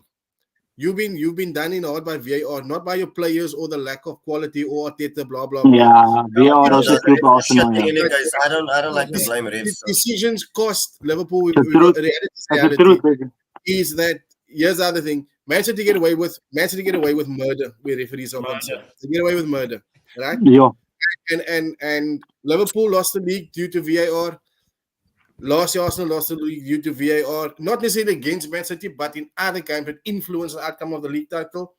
So it's a case of Arsenal. I don't think you should be too hard on them saying you're not convinced. They are a solid side. You will need to play extremely well. Extremely well to beat them. Yo. You say that, but is it VAR's fault that we lost to Aston Villa, West Ham, and Fulham on our own ground? I'm more worried about us at our home patch than when we go away. Away, we look a solid team. You touched on it earlier, but do you really want to be conceding chances and conceding goals to Against to Brighton, Leicester and the referee Southampton? done you in though. The players Sorry? can't. Against Brighton, the referee, whether we agree or disagree with the decision, but We that still had ultimate chances to win that game, bro. We still had a Kai have a chance and a Saka chance to put that game to bed, even with 10 But it minutes. shows So when you have 11v11 at the end of the game, Arsenal tend to score. Arsenal Against City 10 men. Come on, DV, bro. okay, Yeah. look, that was Seriously, heartbreaking. Yeah. That was heartbreaking. I'm not gonna lie. Exactly. It's City at their best, Arsenal at 10 men, and they still didn't. That was so good. That was so good, bro. That was a champion team, bro. Yeah. To do that at the 80th. Nah, that was top quality. Look, it's gonna get sticky for us again. My thing is, it needs to start clicking with the attack. I still feel we DV, still. you just fucking ungrateful. I'm not ungrateful. The expectation has risen, my man. We need to win a title. Look at it like this. If we don't win a title for this season now, because for the past 2 seasons we should have won it. If it doesn't happen now, Saliba's going into 2 years of his contract after this season. Who's to say Real Madrid won't come sniffing? Then what? There's already you out think- today in the paper. But Exactly. I think what Their two targets, their two targets is Romero and Saliba. They want a And new, Saliba, new exactly. symbol between- Saliba's going to look around and say, you know what, I need to start winning things. Then Saka's going to say, you know what, we Yep. need to start winning things. Yep. Same like when we had English, Nasri Saka's Fabregas English, and Percy. the chances of him leaving Yep. Arsenal, you got more chance of Saliba leaving than Saka leaving. An English player doesn't necessarily just leave an English club where he's established to move overseas. I can't see Saka moving yet. Mm. You have I'm no chance just of losing saying. Saliba. We need to start winning something. Let's be honest, because players want to win something. Look, final question for the just say, and Yeah, he's cursed. He's cursed. yeah, He's gonna Kane come is going to to win England. something this year, though. Here's my thing, Davey. Like if you, I think this is the like Oli said, he's been saying that you guys would win the league the last three seasons. Two seasons. 4 seasons. But now my thing is, this is the time where the win. Okay, it's Pep. I suppose Pep has messed up everybody's legacy who was coaching now in England. You know what I mean? Like if you look at Klopp could have easily had 3 league titles if Pep had not been there. So I get that Pep factor, but I'm just thinking if Arsenal don't get it done now, I wonder like whether they'll get a better like when will it happen? Like at what point? When You know what I will it mean? happen? Like, Exactly. yeah, before a Chelsea catches on, before a Liverpool gets better and that type of thing. Slow down with Chelsea catching on. Slow your roll. Hey, I'm telling you, bro, it's real. I am telling you, there's nothing that positive vibes at Chelsea Football right doesn't now. stand still, Bram. Football does not stand still, my brother. Exactly, I'm telling you, dude. Like, come on, think about it, Bram. Last season, remember the conversation that we were 12th, bro, like 12th. At what point? You know what I mean? Just before January, and look what happened. Like football is progressing. So I'm not. It's not a knock on Davy and Arsenal. I'm just saying, like at some point, like you've got the top players. You're playing like easily. I think Arsenal's probably the best team last season. If we look at what they put out there on the pitch, but they still came up short. You know what I mean? So in the end, you just kind of wonder, like, hey, if the winning doesn't happen now, how many more years until? Whether it's Arteta that's there, whether it's another guy, we never know. You know what I mean? Trophies talk for themselves. So at the end of the That's day, the thing. Like I said, like Sheldon said, we need to start winning trophies because yes, we might have won the league, not the Champions League, but Man United won a FA Cup last season. Well, they're the best team though. So yeah, exactly, Davey. Come on, you know. I always go back to this. If you go back to the Chelsea teams that have won the Champions League, were they the best teams in Europe? No, they were not. But at the end of the day, you put yourself in a position to win. You know what I mean? And you got to finish the job. So that's what matters. Entertaining people is a good thing. But at the end of the day, players want to win things. Like you're saying, Saka has been on fire. Odegaard has been brilliant. You know what I mean? Like when you go through the list of these players, what makes you think they won't pull like a hurricane where they're like, hey, you know what, man? I just want something on my CV now. You know what I mean? So, like, it's time. Football is a short career, so I get it. Sheldon, don't worry, I'll hit you a message, my bro. I just want to come on to the final question of the evening. So now I'm gonna go around the panel, and we've obviously watched it now into what is this? A second international break now, Beaster? Yeah, second international break. So I wanna ask, and Beaster, I'll start with you. Who's been your 3 best players this season? Top 3. From a club or in the Premier League? Premier League overall. There's a reason why I don't send you guys these questions because I want to catch you off guard. I will say Gravenberch, definitely. Being biased, saying Liverpool. I'm just thinking of clubs that did well. Not necessarily the clubs doing well, but the player. I'm thinking that's what we're referring to, the player. Player itself. So, Gravenberch, yeah. Palmer is such a cut pick because he was good in one game. He scored 4 goals in one game, but he's not influential in like every game. Like Chelsea scored 4 or 5 or 6 or something in the League Cup without him. So yeah, no, but wait a minute, Beast. Okay, now I'll let you finish and then I'll jump on after that. No, go ahead. I want to hear. No, what you have to say. name your three, and then I'll tell you why I picked I've got two so far, but anyway, I'll think about the third. What's the question? I'll jump on. The question is, who's your three best players in the Premier League this season? Yo, quiet. Game 1 to game 7. I'm gonna Okay. say. I've got I'm my gonna three. say- Beaster, what do you saying? I didn't hear what Beaster said. So Hmm. No, I didn't say anything. I'm Go gonna say ahead. Gravenberch is my one. It's got to go first.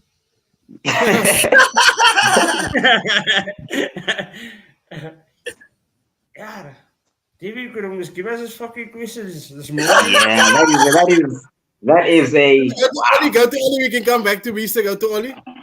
Oli, your three. Gravenberg, my number one. Uh, My number two is going to be very interesting. Very interesting. Fucking Duran from Aston Villa. Yo, Yes. super sub. that's Oh, not a bad yes. shot, eh? Are you That's just not for a that, bad bruh? shot. It's Yo. not a bad shot. Even though he's been coming on the bench, he's been scoring clutch goals. And my third player, even though he's not moving my FPL points, I love this Rogers, bro, man. Fuck it, bro, he's good. Fella, the way he drives This the Rogers midfield. Lighty. And at Everton Okay. Lighty, man. Yo, at number 10 for Everton. Yo, what's his name? Yay. Yo, that kid can play. But yeah, I'm gonna obviously have Cole Palmer, my number 3, and then Gravenberg and You've yeah, I'm mixed gonna it go up. with Rogers. Rogers. So who's your 3? Gravenberg? Gravenberg, Rogers, and Palmer. Look now, just to come back on when Master P was telling me about the Palmer, like he wasn't agreeing when I'm saying Palmer scored 4 in one game. Haaland scored 10 in the season. Haaland scored 10. Haaland scored 10 this season. Is he on anyone's list? Not on mine. Yeah, we know yeah. what Haaland is about, but We we know. expect he's 10 already. But now, Palmer scoring 4 in one game and 6 in total. I don't see how that is outstanding if you compare it to I'm all looking these at his goals. all-round play. His all-round play. Yeah, He's that's fucking why everywhere I was on the gonna field. go. That is influence. Everywhere on the field. Haaland is Yeah, only that's one what I was time. gonna go. Look at Chelsea in the Carabao and the Europa. Without him, they're still banging in goals. So if you look at Liverpool without Gravenberch, do you see that same thing happening there? If we must replace Gravenberch with someone else, do you see To something different positions. similar? To different positions. No, I'm saying, McAllister didn't do too bad for you in that position last year as well, eh? no, I'm talking about this season with the style that we are playing. If you take him out, do you still see Liverpool doing what they're doing as comfortably as what they are with him? No, not in And terms of compare it to energy. Chelsea without Palmer. So Oh, that's no, what I'm no doubt. talking. So that's what I'm talking about. It's an individual award that we're referring to. That Yeah. influence of that one specific player. I that replace Duran- Palmer with Saka. But look at Duran. Without him coming off the bench 5 times and scoring 5 goals, Villa would have either lost or drew those games. Mm. So individually, he was brilliant. So that's why I would say he's a standout. Mm. That's why I wouldn't put Palmer up there. I would say Gravenberch, I would say Duran, and I would say fucking Mbuemo actually, because I thought Tony leaving Brentford would have been a big like knock that to shout. them, but he's stepping up. Mm. So I would say Mbuemo. I like that Yeah, show. Beaster is I also still- didn't want. I don't know why I actually threw Palmer in there in the first place. I don't know why. I like. Beaster still Nah, my one. My one I like wasn't good. Mbuemo. I like Mbuemo. My 3, Gravenberg number 1, of course. Saka number 2. I think. Yeah, that I'm gonna man- go with Saka as well. Saka's been coming through for us. I'm bigging up my star boy, and I'm giving Masterpiece some love with Cole Palmer. So I hear what B. Saroni is saying, but that man has been That's- influential. Yeah, no, I don't. Yeah, I agree with But you. anyway, Master P, yours before. Actually, you know what, eh? Mazwari from United. Yo, Ai, wag man. Clean sheets. Onana's a has a man ever had a bad game? Has a man ever had a bad game? What cares what Yo. Khalib's nominations? You were MTV Africa. Master P, Land, my brother. Davey, what was the question again? Your top 3 players in the Premier League thus far. Top 3, right? Top 3 players right now. Okay, cool. Sure. 3 Chelsea players. He's gonna say Sancho. No. Top 3 players. No, I was confused about the third, but I've got the 3 now. Obviously, I would say Gravenberg. It's in no order, right? Like I'm just mentioning the 3, right? Like I'm not saying 1, 2, 3. No. I want order. Dude, come on, man. Okay, cool. No. That's why I didn't send you guys the question, because now then you had time. You guys had time to think. That's why I caught you off guard. Okay, I know you guys. You guys are football analysts. You guys will come. You will do your analytic thing and all of that, and you will tell me why and all of this. So I want you to name number 1, number 2, and number 3. I would say Gravenberg maybe number 1. Number 2, I would say Cole Palmer, simply because, like, if you put everything aside, like what Oli said, that's where I was gonna jump in, Beast. I'm not saying you're wrong in your assessment, but I'm looking at the overall impact in terms of what the guy does out there on the pitch, for the team. He's such a like from the assisting, scoring, he's a threat, he's a constant threat. If you look at what was happening before he arrived, and I can even take it back to last season, you know what I mean? Just to see what if it's not for Cole Palmer, I think we finished 10th, 11th easily last season. You know what I mean? That's how much I value the guy's contribution to the team. So I'd have to put him there. And I know everybody's sick and tired of his bruh because he keeps banging in the goals and he plays in a system that allows him to do that. But the numbers speak for themselves. 1 hat-trick record's going one after another. And I think he's going to break it by January or so to speak. You know what I mean? So I'd have to say Erling Haaland. I just don't see how you just, with what is happening. I know he's playing in a complete team. I get that. But still, somebody's got to put the ball in the back of the net, and what the numbers that this guy is producing, I don't think anybody can argue with that. So I'd have to put him 3rd. Nah, I'm Fairs. I can hear that. I mean, he's been. David, do you think you score more goals than Arsenal? Alan? Yeah. No. I think he scores goals everywhere. He scores goals everywhere. He won't score as much similar. Considering the style of football we are currently playing at this moment. With us, it's so slow and passive and that type of thing. With City, it's relentless. You're getting balls played in and all of that thing. Remember, they've got 2 players that can deliver balls into the box. They got fast wingers right now. They got a Savinho on the one side. Yeah, Savio's good. You know what I mean? I think I'm going to disagree with you. I think their football is slow. Our football is slower. No, you see how passive we play. But there's more. Arsenal are more in the positions boxed than what City plays around the positions box. They really that's why I'm asking the question. Will he score more goals than Arsenal? Because they are locked in the box. But remember, go ahead, Bram. Go ahead first. Go ahead. But my 3. No. The reason why I'm saying so is because I feel that they are. City bore me. I really struggled to watch them. The last week was the first time I watched them. They bore me to death with their football. Winning is boring. I really find it hard to watch them play football. I prefer watching Liverpool and Arsenal. I just think that Arsenal, the way Arsenal play, he score a lot of goals. Because you constantly your wingers look for the striker. You said you don't have an out-and-out striker where you would actually see if someone finished. But these guys cross a lot. Because your strikers don't finish, whoever's playing up front as often. So with them, look at all of his goals. It's not crosses, it's balls played through. It's through balls that he finishes. It's the odd cross here and there that he finishes, but it's not like an influx of crosses. You look at Unan's goals. Who crosses from the wings? All his goals is crosses from the wings that he finishes. So I think with you guys, he probably, or even at Liverpool, because they cross whole day at Liverpool. Whole day. Yeah. He scored a lot of goals at Liverpool. Yeah. But again, I don't think he's the type of striker that Arteta wants, personally. Because if you look at what I think Arteta likes, the Kai Havertz kind of a striker that wants to link up, win a few things in the air. Let's be honest. Haaland isn't good technically. Let's be honest. No one would don't want get him me if he wrong. didn't score goals. Nobody would want him if he didn't score goals. Exactly, but look, He'd be it's no open different to than Dominic Solanke. He'd be no different than Solanke. look, it's open to interpretation. I'd love Haaland in my team. Don't get me wrong. I still think we need a Yeah, killer. because the Haaland that we know scores goals, so everybody would take him. Yeah. And if he doesn't score goals, nobody would want him.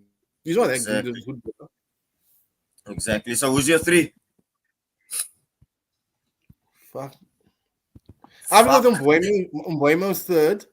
I agree with Like that Beaster. shot. For him to take that responsibility on without Ivan Toney, and keep Brentford where they are, the man has stood up. Your quiet players who I like is two different things. Like who's played really well. I'm actually going to go with Saliba. I really think if you take him out of your team, there'll be definite holes in Arsenal's team. We fall apart. He's been a bit meh here, there, and there. Yeah, but you can But see. I would rather go. You But take I would rather Odegaard- pick. to take I would Odegaard pick out, Gabriel Arsenal's over him. boring. I'd pick Gabriel over Saliba then. I can't see Gabriel being the same without Saliba. I can see Saliba being the same without Gabriel. That's how I sum it up. And I think he's been tremendous for Arsenal. Gabriel actually better than Saliba this season, I must say. Yeah, That's what but I'm you doing. need be if you have your partner next to you. You understand? But if you took Gabriel out, Saliba will still be the same. I don't think Gabriel will be the same if you took Saliba out. Because we two seasons ago we beat Arsenal without Saliba. And then yeah, I think I'm gonna go with Virgil van Dijk for me instead of Gravenberg. Virgil van Dijk. Through all the criticism, through everything that people have thrown at him, again I look at it this way. Did we Remove not him talk from about this, Beaster? Didn't you speak about it, Beaster? Yeah. Aslam, was that part of the Sorry, Bram, carry on. So yeah, for me, if you take him out, is Liverpool the same at the back? Oh, Yeah, no. this is But is it something This is new? nothing. This is nothing. This is my thing with Something football. new this season. This is my thing with football. That's my thing with a lot of football fans, right? You will look at Van Dijk and say, "Baby, he's not playing Kwai." Okay, but there's other things he does that keeps that defense together. That means Liverpool are while they are. It's the same with Saliba. If he doesn't play, Arsenal go 3 games without him, you'll win 1 out of the 3. I agree. But he can play and play poorly, and Arsenal will keep winning. It's because of what he contributes. That Aston Villa game, you should have lost. Yeah. He was in the last 15, 20 minutes. There was no better Arsenal player on the field than him because Villa were coming and he single-handedly was defending. Gabriel was they gave him a tough time in that game. And that's where that made up my mind. Take this bro out of this Arsenal team. This season, you will not be third. You would be like 5th, 6th because you would have conceded, not lost games, but drawn a lot of games. Well, allow yourself with the first 6, man. Come on. You would have been. Shut up. First 6. Allow that talk, broski. Allow it. Not with losing games, Davey, drawing games. You would have given goals away and drawing. Now, for me with Van Dijk, he's a way better player than what he was last season. And you can see his influence over that defense. He's more mobile. He's playing better football, so Van Dijk for me so far. Fair enough. Peter, just before we come on to final thoughts, do you think it's a fact that maybe he set the standard too high so that maybe even if he drops off, look, let's make no mistake, he still is better than most centre-backs in the league. But do you think it's because of the standard that he set that high for himself that maybe people still expect him to be like he used to be? I mean, obviously a knee injury is one of the worst injuries you can get in football. To be honest, Davey, I think that every professional football player should be that person. You should be a Ronaldo in that aspect. I'm not saying I like everything about Ronaldo, but I'm talking about that part of Ronaldo. His work ethic, his way of thinking, his goal setting, his goal driving attitude that he has. You setting the bar that high shouldn't be to your determined like within a season or two, because that is what you want people to gauge you on. Not for anything, but people mustn't say he's a one-season wonder. Look at Salah. Salah scored 40 goals in the first season. Everyone said he set in the bar too high, and he did it consistently for 6 years. But it's a bar that you should be sitting right. And I think when Van Dijk had that injury, he just proved to Liverpool and the rest of the world how influential he is. So I hear where Bram is coming from, but I feel that I don't see it as the first time. Remember, I spoke bad about Van Dijk not too long ago, 2 seasons ago, where he wasn't Van Dijk, and we were losing games. We were losing games because he set the bar that high. And he can't blame anyone for holding him accountable for that because he set the bar that high. He didn't spoil anyone by doing it. He's proven and he's showing that is who he is. It wasn't like a once-off thing. That is so.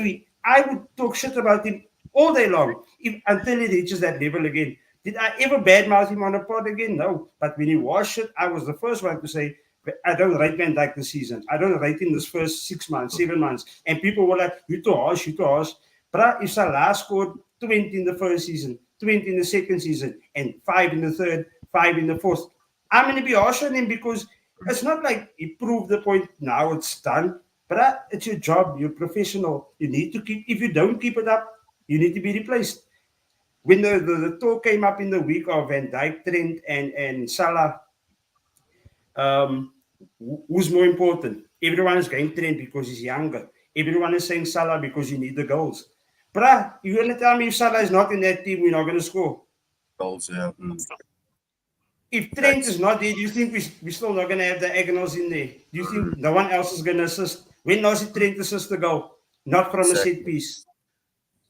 Take Van Dijk out of a team. Liverpool's fucked completely. And that's why I made my decision. But Konate has been staying this season, huh? Yo. Yeah. And look how he got his spot into the team. A bad first 45 minutes of Kwanzaa, and then he was out, and he never saw the spot again. Fair enough. But that sums up my answer as well, Davey. You said Konate has played well. You would play well if you've got your leader next to you. Yeah, I was just going to add that. Same with Gabriel. You would play well because Saliba's next to you. So you would play well. And he doesn't have to be the standout defender. He's just there to marshal you, and you take all the plaudits. You score the goal. You do the tackles and everything. Not the same for Harry Maguire and Martinez. Listen, let's be honest. You play Maguire, and I don't think United's defense will be as poor. And where's the facts? The game the other night, that they drew 3-3. That's why I say Martinez. United was a whole lot more solid with 10 men with the joke of all Maguire. Right? But every game Maguire's played, United said, I look kind of more settled defensively, but more stable. So yeah, I think we. That's where my point is about Saliba and Van Dijk. Why they are is because their influence over the teams and where their positions are. We can't take that for granted. Or disregarded, should I say that? Disregarded. Chelsea's also finally kind of finding a balance now with Cowell. And Fofana. Yeah, they're finding a find that's. I think if they sort the defense out and they get the clinical striker, then things will land for them. But gents, we're coming to the end. We're coming to the end of the show. Ollie, your final thoughts, my brother? Thank you for having me, bro. It's been months. I love for stepping my in, man. vent on United. I didn't have a time to vent on United. Finally, I could vent on United. It took me a couple of months. So thank you for giving me the platform to vent everything I've been cooking up for so long. So yeah, I'm impressed with a few other teams. Yeah, I can't tell you the top four yet. It's gonna keep on changing. But yeah, sure for having me, bro. I love for jumping on, my bro. Master P, your final thoughts, my brother? Likewise, like what Bram's Oli said, good to be back on the show. It had been a minute. And yeah, like look, it's I'm just riding high because obviously the level of complaining. Yeah, we used to bully you, bro. We used to bully you last year all the fucking time. Exactly. So the level of complaining on my part has kind of decreased. And yeah, look, it's early days, like Oli said. I think there'll be a lot of changes. But at the end of the day, from what I've seen thus far compared to previous seasons, yeah, I'm very encouraged and impressed. And yeah, let's see what happens after the international break. Beaster at Anfield, that would be quite a game. And yeah, let's see what happens there. No, we're gonna preview that game as well, probably before. No, we gotta do. Yeah, we definitely gotta do that. Gotta do availability, bearing on our schedules and that type of thing. So yeah, we'll definitely be there. Bram, your final thoughts, my bro? Yeah, I just hope that we have a pod next week, prior to the Premier League games. There's so many games have gone past and we've kind of missed key topics we wanted to speak about. We kind of but look, for me, I'm just glad that we, I think a lot of players that kind of were off the boil last season are coming back, and I think they're contributing to the fact why this Premier League is it's so tight. It's so tight in terms of 1, 2, and 3 chopping and changing positions wise. Like you said, Van Dijk's return to form. At Chelsea, it's finally getting a team together that is competitive. Arsenal being a stable team. So there's a lot. United being unstable. Everybody's gonna have the say to say with United. But I think the it's going to be, from now till Christmas, is going to be interesting. I'll say it again. The fight for fourth place from 4 to 7, that's going to change week in, week out. That position is going to change. Between Newcastle, Aston Villa, Chelsea, Brighton, I think with that win against us, they kind of in there. How long they'll stay in there? But the midweek teams, you can see they suffer. I always used to say Europa League teams, Spurs will always catch them and end fourth because I know they suffer playing on a Thursday night, and we suffered playing last week Thursday. So I think that throws us completely gone for fourth place, and unless we get out of the Europa League as quickly as possible to concentrate on finishing fourth. But the likes of Newcastle, they're in there because Villa's going to further Villa go in the Champions League with the more games that they play. It's going to hit them. And that's why the Premier League is a 3-horse race at this point in time. It's not a 4-horse race because Villa don't have the squad. Chelsea's too far behind. Newcastle, dangerous to finish fourth again because they don't have European football. They don't have midweek football. So they are the dark horses for me. Yeah, they've been a bit off the pace though. Yeah. Just but they're still winning games though. They're winning games. Isak's injured, but they're still there and thereabouts. Cool. Fair enough. Ronnie, take us home, my brother. Take us home. Yeah, just to add on what Bram was saying there, those teams, Ollie Watkins, Isak, that players haven't been firing yet, but we know what they can do. So even though they because of the lot of football that they're going to be playing, yes, they're going to go in a dip. But I haven't seen Watkins of playing for England in the Euros or Watkins of playing last season. I won't be surprised if Pogba picks up there by Villa. That's what I won't be surprised of.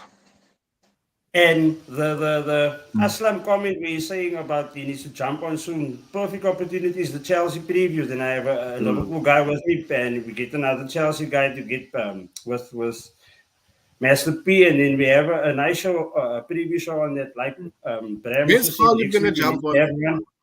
You just hide when making comments. When's Khalid gonna jump on? Yeah, another one. Exactly. Another one. Shout to the people in the comments. It's always fun having the interaction from them. Aslam, Khalid, Paso, Miles was in there, Zirki was in there. So there's quite a few. A lot of guys. Yeah, there's a lot of guys there interacting with it, and that's what we look forward to. I think this was a very civil pod for a change. People was very respectful towards the teams. Like Ollie on the other day, Ollie would have fucked United up. Nah, for real. You're surprisingly calm. He was very, very calm by his standards. I was missing the jokes. I'm matured, guys. I'm matured. I think we were missing Penny. We would have defended United's performances. Yo, Penny is cock biased. But yeah, Davey, for having us. When we spoke on Tuesday, I told you we're looking forward to another 2-hour pod, and I see we're 6 minutes short of 2 hours, so it just comes naturally. Yeah. And I think if we must have a pod every day, it will still be 2 hours because there's never too much to speak about. There's always going to be something to speak about, but that's what makes it football therapy. Is the therapy that you need to let out pick up ideas from everyone, and that is the idea of the whole show. So yeah, thanks for having us. And next week we Premier League is back. I didn't watch one international game. I'm not planning to watch one international game because I it's won't fucking fucking depressing. bother, bro. Leave Same. me It's alone. I won't depressing. bother. I'd rather fucking watch Botswana League and laugh the fucking shit out of Yeah, I me. love the than Botswana fucking League. You must send me more of that Nah, shit, I've bro. never, I've Honestly. never, Yeah, I've please, never please seen just send me that stuff. Post it so we can see it. Post it so we can see it. I'm Please gonna just send me send that it to stuff, you. bro. There's a Send me few that that stuff. is in Pip, Brave. Yo, you're gonna love you. But That's cut look, funny, Bram. I can't I'm gonna piggyback of what Beast only said. Love for you guys for jumping on, for staying 2 hours, and big up to everyone in the chat. Like Ronnie always says, you guys make the show. So we'll be here next week again, God willing. And that's all I gotta say. Like the thing, share the thing, subscribe to the thing. We'll be back next week. It's Beast Ronnie, it's Master P, it's Ollie, it's the Hotspur Bram, and we are out of here. Bless people.